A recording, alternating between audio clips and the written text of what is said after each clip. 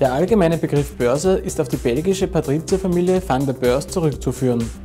Im 16. Jahrhundert trafen sich vor dem Haus dieser Familie die Händler zum Warenkauf und Verkauf. Die Preise wurden bereits damals durch Angebot und Nachfrage bestimmt.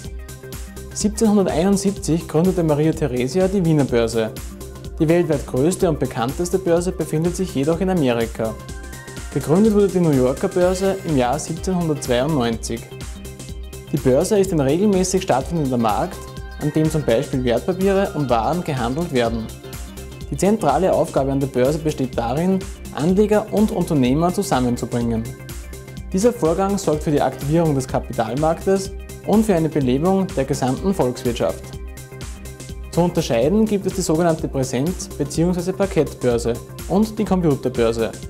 An der Präsenzbörse agieren Händler direkt vor Ort, auf dem Börseparkett. An der Computerbörse wird der Handel voll elektronisch abgewickelt. An der Wiener Börse erfolgen der Handel und die Kursbildung über das Handelssystem Xetra. Dieses vollelektronische Handelssystem der Frankfurter Börse wird bereits seit 1999 an der Wiener Börse eingesetzt.